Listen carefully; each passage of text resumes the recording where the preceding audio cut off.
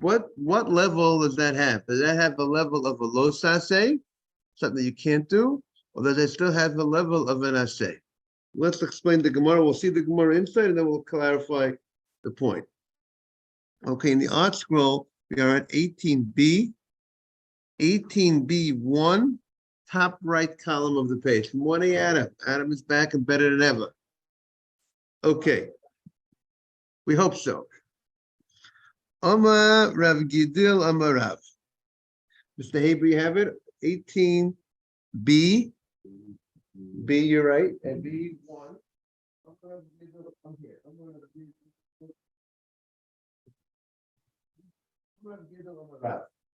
Yeah, wrong. We're at 18b1. Adam, 18b. Sorry, 18b at 1. Amar Rav Gidil Amar Rav. Kohen she'achal mechatat v'asham lefnei zrika. The Kohen jumped the gun. He jumped the gun. He's supposed to wait until after the sprinkling of the blood on the mizbeach. After the sprinkling of the blood on the mizbeach, then he's supposed to eat from the korban. What happened? Then he has the right to eat from certain parts of the sin offering and the guilt offering. These offerings are brought for different types of transgressions that were done, and the Kohen has a mitzvah to eat from that korban. But he was supposed to wait till after the sprinkling of the dam, the blood. Good morning, Jaime. Good morning, Rabbi. Good to see you. We are on 18b, Yud Chet Amud Beis. In the art scroll, Yud Chet Amud Beis 1 in the right column. We just started a moment ago, or a moment or two ago. Rav Gidel Amar Rav. Rav Gidel says in the name of Rav that a Kohen she'achal mechadas v'asham, he has a right to eat from the chatat and the asham, but he jumped the gun. You know, somebody told me, I think that one of the Mefarshim say, there's a commentary that says that Adam was not allowed to eat from the Eitz Hadat. He wasn't allowed to eat from the tree of knowledge. Hashem said you can eat from all the trees, but this tree you're not supposed to eat from, right? Adam was created on Friday, and he did this, and he was commanded that mitzvah on Friday. There are some that say that if he would have waited to Shabbat, Hashem would have allowed him to eat from that tree. That's a commentary. We sort of would have waited a little bit longer. Sometimes in life, you know, you have to wait a little bit, be a little patient. And that was his big mistake, that he went ahead and he wasn't patient and he ate from it that day. So here the Kohen also, morning Aaron, the Kohen was premature. He ate from the chatat. Prematurely, he ate from the chatat and the asham before the sprinkling of the blood. You have to wait. First, let them sprinkle the blood, and then you cut up the animal, and then you go ahead and you cut it up, and you have certain parts you can eat from. But he ate it prematurely, so the Rav Gidl's name of Rav, he's liable to lashes. Where is the prohibition? Where does the Torah forbade the Kohen to eat from the chatat and asham before the zrika? Before the sprinkling of the blood. Now, if you're telling me that lashes, there needs to be a warning in the lo, in the don't of the Torah. The Torah says, don't do this. Where do we find, if you open up the Chumash, are you going to find you'll find a prohibition, don't eat pork. Don't shave with a razor blade on your beard. You'll find that in the Torah. But where are you going to find this prohibition, this time-sensitive issue that you went ahead and you jumped the gun and you ate from the animal of the chatat, of the sin offering, before the sprinkling of the blood? Where is there a Torah prohibition that says, don't eat from the meat of the korban chatat before the sprinkling of the blood? Do you find such a thing in the Torah? So he says he found it. Where did he find it? He found it. I'll tell you how he found it. Look at the Gemara says. My timer, the Amakra, because he has the following pasuk. The pasuk says, V'ochlu otam. The pasuk says, Ashakupa behem. This is talking about during the time of when they set up the Mishkan, and it talks about the different korbanot that the Kohanim brought in the inauguration. So it says they will eat them, ashakupa behem, and there's going to be an atonement that's going to happen as a result of the eating of the Kohanim, and the Kohanim are eating from this korban. But when does the Torah say that they eat from it? When they after the atonement, or that which is the atonement is also referring to the sprinkling of the blood, that the sprinkling of the blood was done, which helps cause the atonement. So the Gemara is expounding and says, "La'acha kapara in." After the kapara was done, meaning after the sprinkling of the blood, is when the Kohanim eat from the korban. Lifnei kapara lo. But before the sprinkling of the blood, they don't eat from the korban. Okay, that's a good point that you're telling me the pasuk is stating is clearly stating the allowance of the Kohanim to eat from the korban is ashekupa bam, when there was the atonement, when there was the sprinkling of the blood. But the pasuk does not say doesn't say in the low, in the don't. The Torah just says when you shall eat it, and the inference is, but they only eat it then. You eat it after the kapara, after the sprinkling of the blood, the inference is, but you can't eat it before the sprinkling of the blood.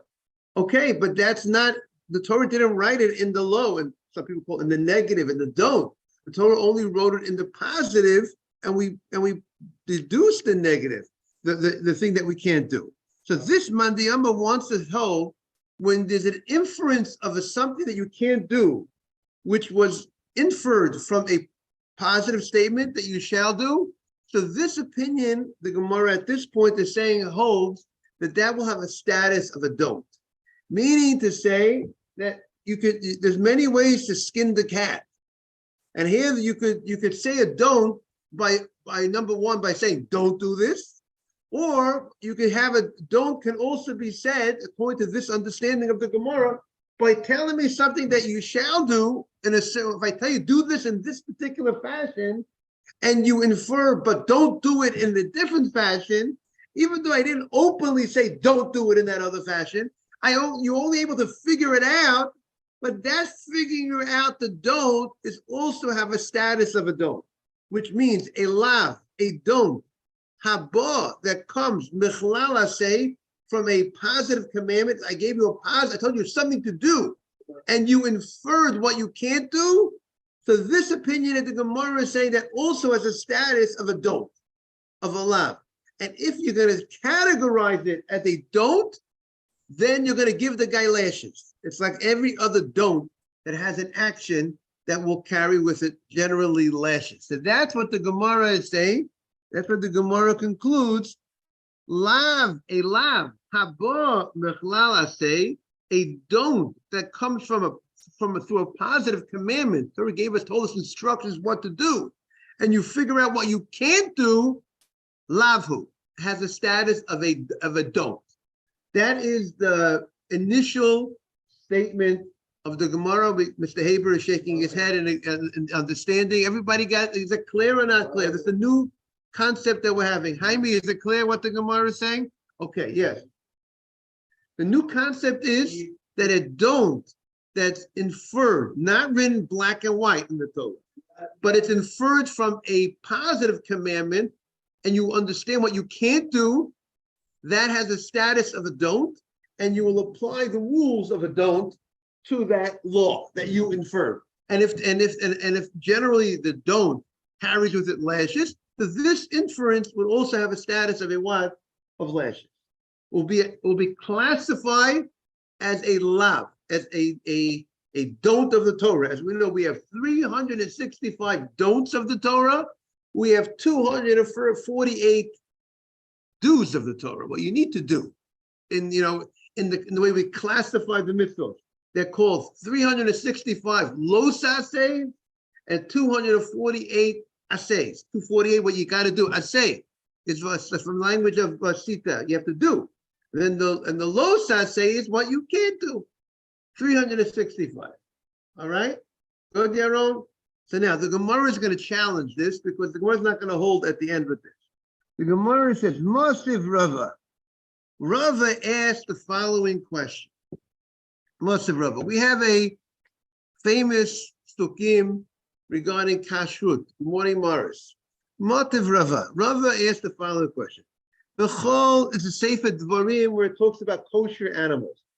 So the Torah says, you know what, you want to be a kosher animal, has to have split hooves, it has to chew its cud. That is the identification. There's the two things that are required in order for an animal to be kosher. There's a fascinating fact that the Torah lists when it talks about animals. I want to get out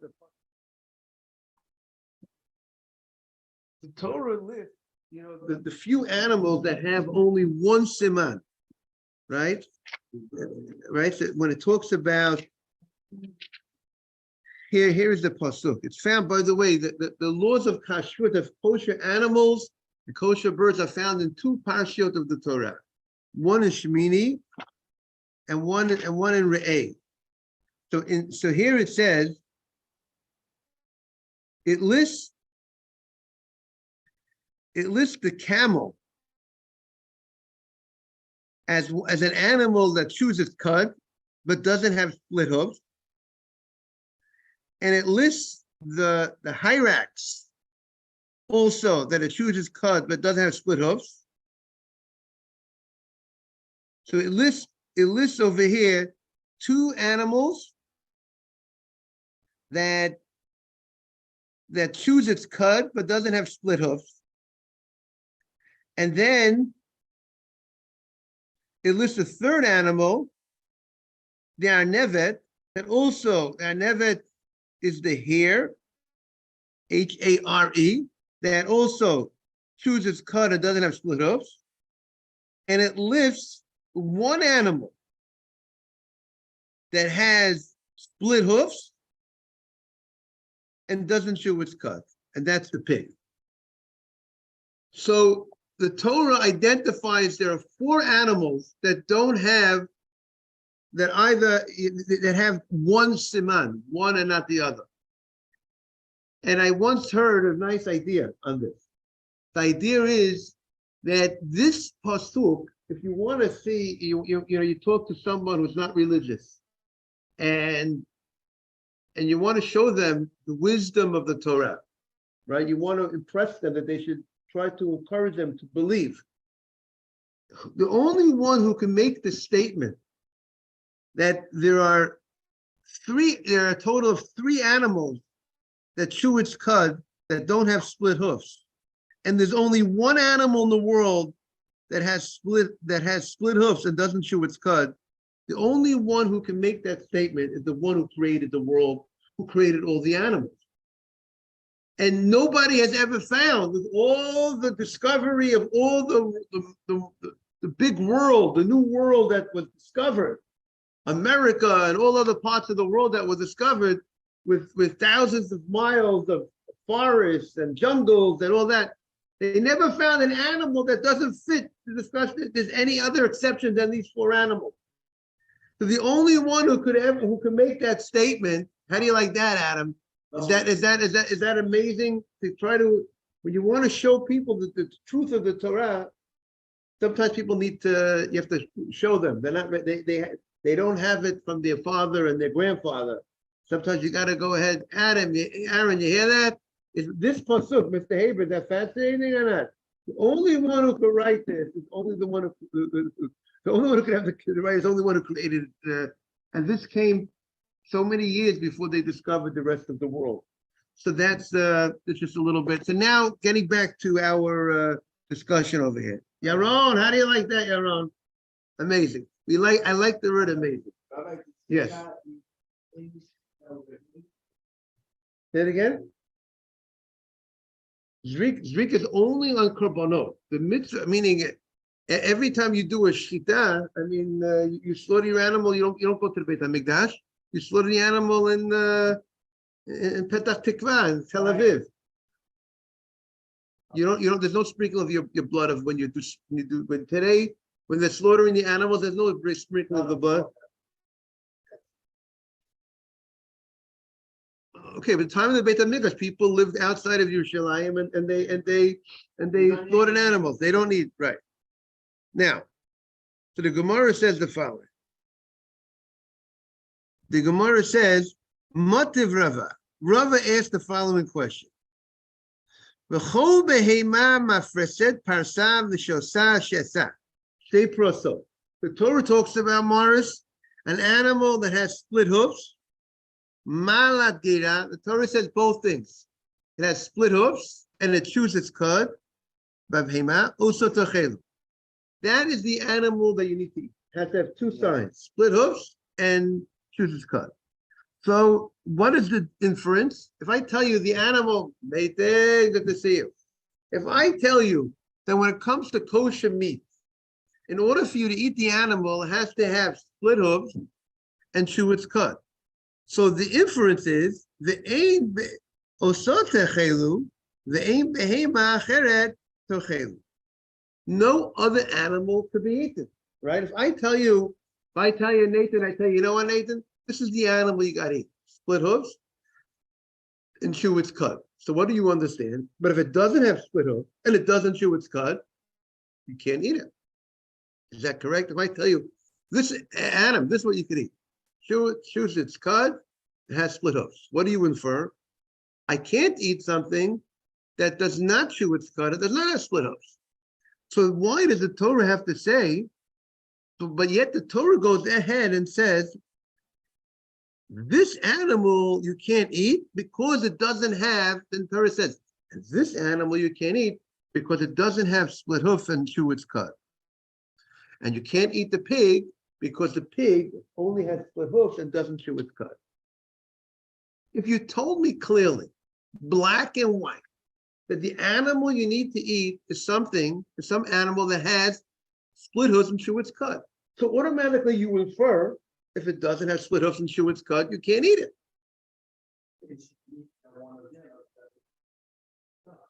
Again, but if I once I tell you, you need to have, I told you need two things. You need to have split hooves and chew its cud. That's what I tell you. So I'm very clear. If your boss tells you, this is what you need to have, split hooves and chew its cud in order for you to eat it. So if it doesn't have both, you know it doesn't, you cannot eat it. So why does the Torah, good morning, Mr. Silver, good morning, Michael. Why does it have to go ahead and tell us, by the way, this you can't eat. What can't you eat? Something that doesn't have split hooves and chew its cud. If it's true that when you tell me a positive commandment, and when you can infer the negative, what you can't do from the positive, it has the status of a lav, of a losase, of a don't, so you don't need to repeat to tell me what you infer from the positive.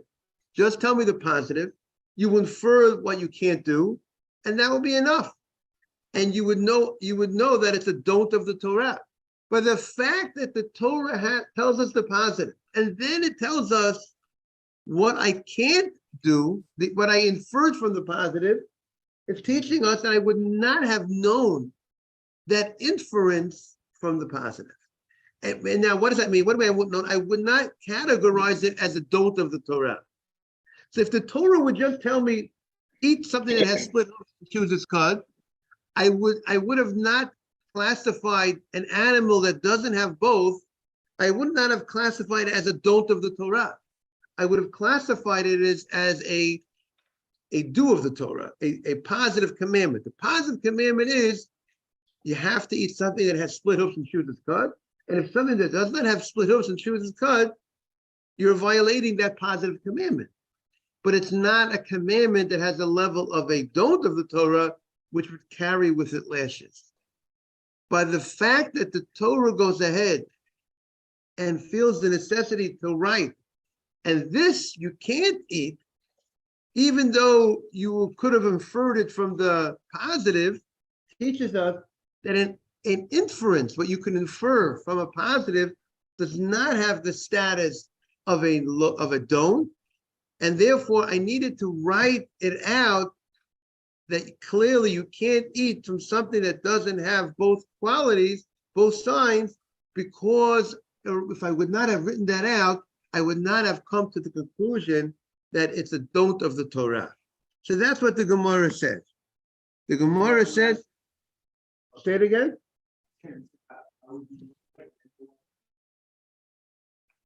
Right. Hashem says, I know I am Hashem your God. That's the positive commandment to believe in Hashem.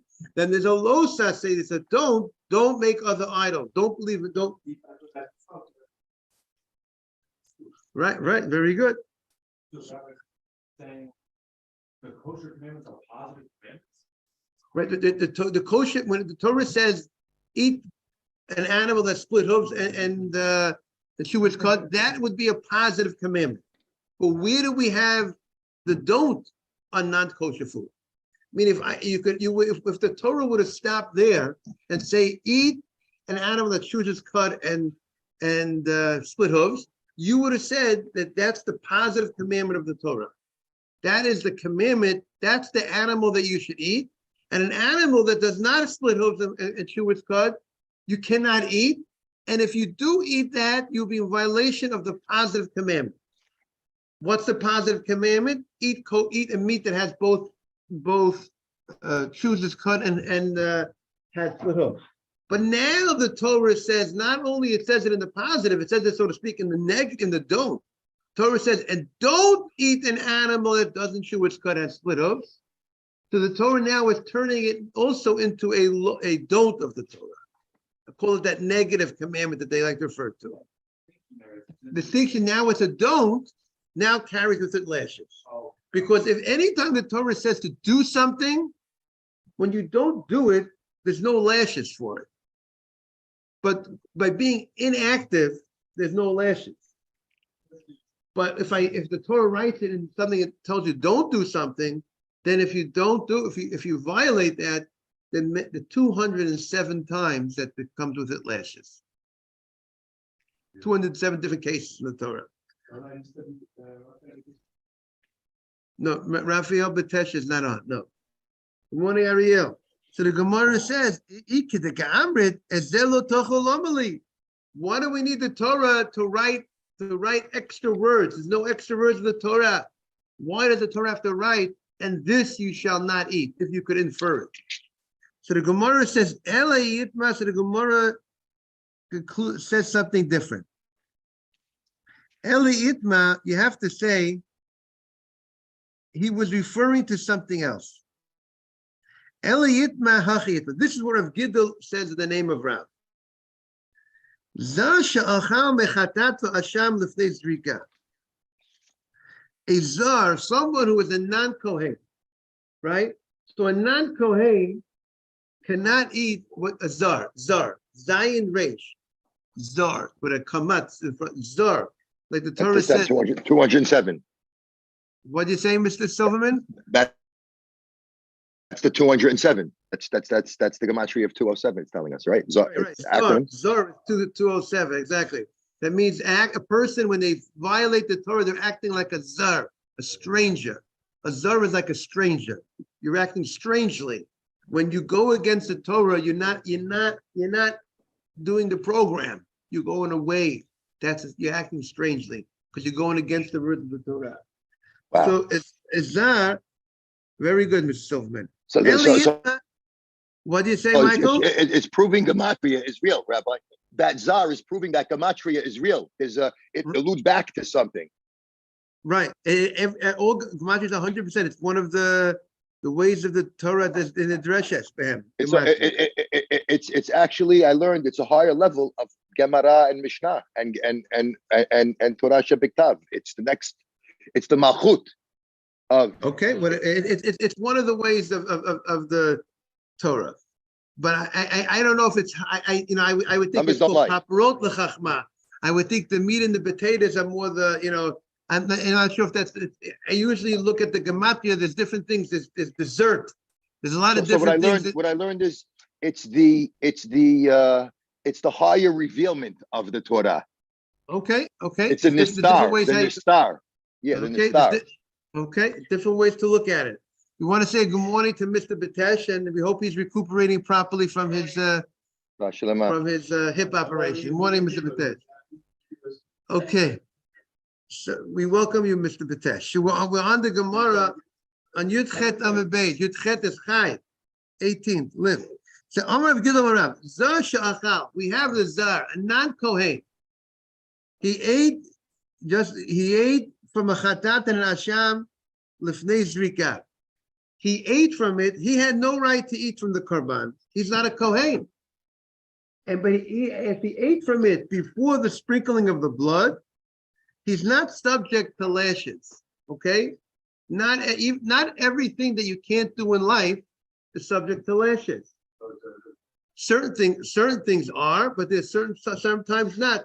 The Gemara is going to say that even though he has no right to eat from a korban, but there's a specific window of time that prohibition would kick in, and at least to get lashes.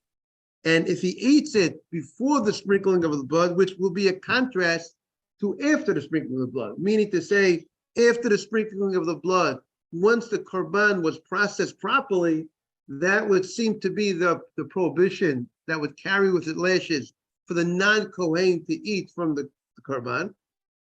You're not eligible to eat from this korban. The Kohen needs to eat from the korban. Again, there are certain korbanot, there are certain offerings that the non-Kohen is allowed to eat from. Those are called the lighter offerings, the kachei kalim. That's why some of them, not all of them, but the before the firstborn is also considered kachei kalim light, but it's only for the Kohen.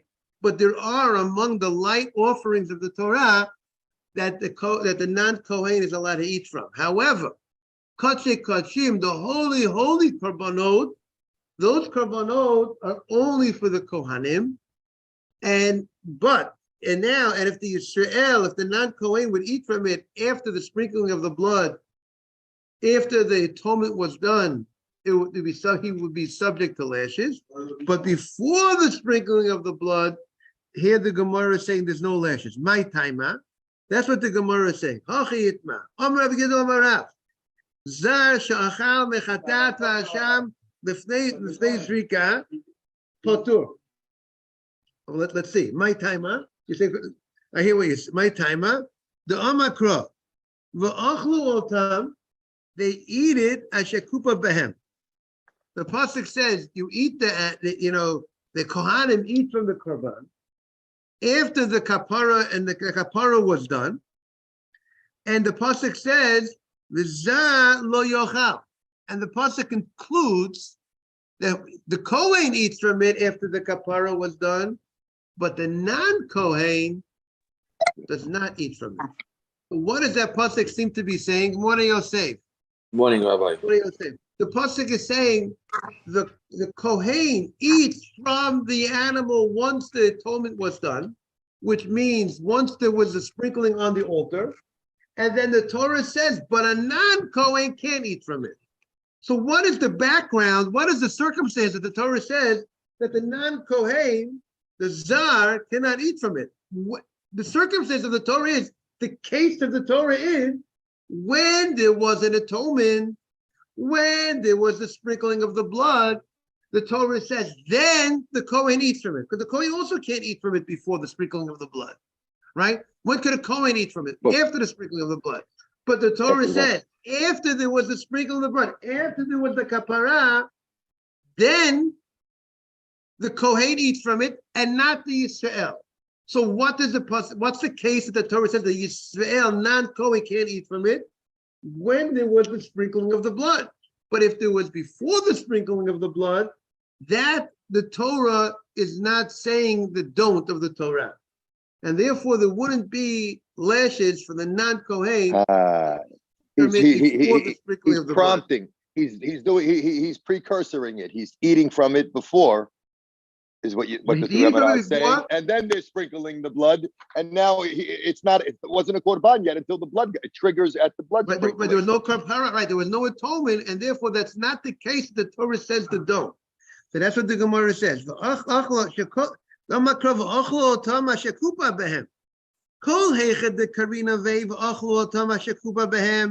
Wherever you could say that it was the sprinkling of the blood, then Karina Bay, that's where the Torah says, the non-Kohen cannot eat from it once there was the sprinkling of the blood. That's the lo saseh, the don't of the Torah. The lo Karina Bay, wherever there was not yet the sprinkling of the blood, there was no sprinkling of the blood, lo Karina Bay, therefore does not apply. doesn't apply that prohibition of the non-Kohen cannot eat from it. So the Gemara just established just now, what we just established just now is that if a non-Kohen eats from the offering before the sprinkling of the blood, he's not subject to lashes. That's what the Gemara, but the Gemara concludes that an inference from a positive commandment, an inference of a don't, is not considered a don't. It's considered a positive. Yes, Mr. Patesh.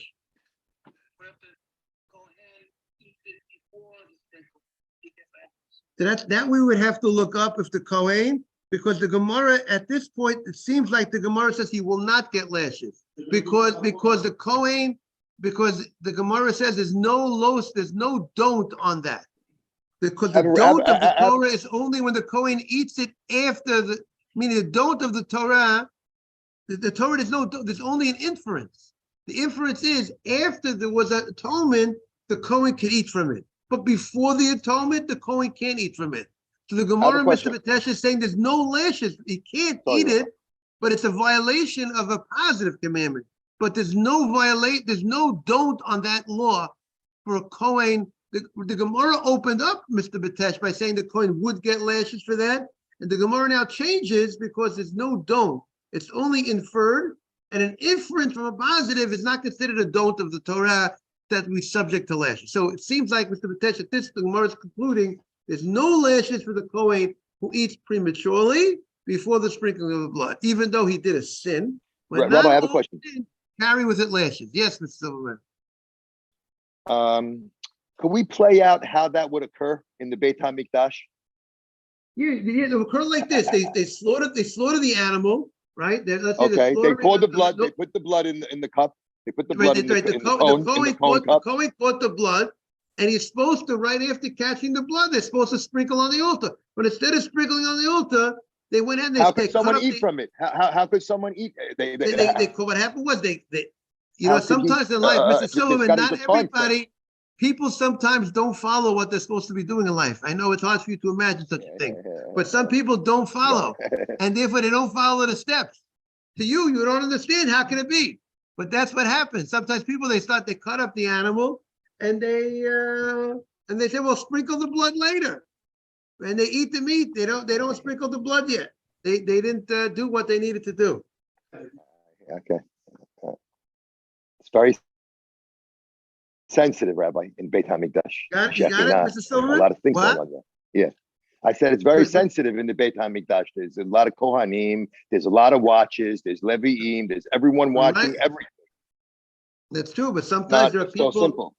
But we're talking about people that are defiant, that don't want to do the right thing sometimes in life. We're talking about to give a guy lashes that the Gemara is discussing. The possibility of lashes will only come if a guy intentionally does not want to do what he needs to do, and he's violating a warning. Yes, got it. Very good. Excellent. That's the best answer. Right, the beginning of the right. Right. Okay, let's continue in the Gemara. Amar Rabbi Eliezer, Amar Rav Hoshia. Now we're getting back a little bit to what we spoke about earlier in the tract in this parak about bikurim, about the first fruits that were brought from the 7 species of the land of Israel that you bring to the Kohen. And the Torah talks about certain procedures that have to be done with the first fruit. Some of the things that we spoke about the psukim, the verses that need to be stated by the one who brings the first fruits. He has to make certain statements of appreciation, thank you to Hashem. He talks about Arami Ovid Avi, talks about what we talk about in the Haggadah of Pesach. He talks about those psukim that we went to Egypt. We had difficulties in Egypt. We cried out to Hashem, and God answered our prayers, and we came to Israel, and now I bring in the first fruits. That's called Kriya. That's called the reading of verses. Then that's what the Torah says, is the mitzvah to read certain psukim. The Torah also says, v'nicho, you need to place the fruit in front of the mizbeach, in front of the mizbeach of Hashem, the altar. So comes Rabbi Elazar Rav Hoshia, says, bikurim hanacha ma'kevet behem.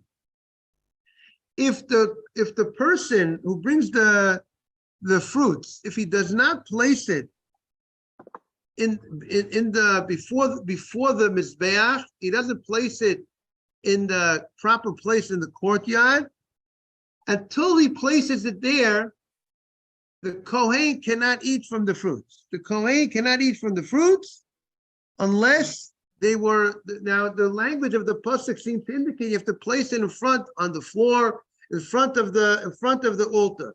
But if he does not put it there, if he does not place it there, then the Kohen cannot eat it yet.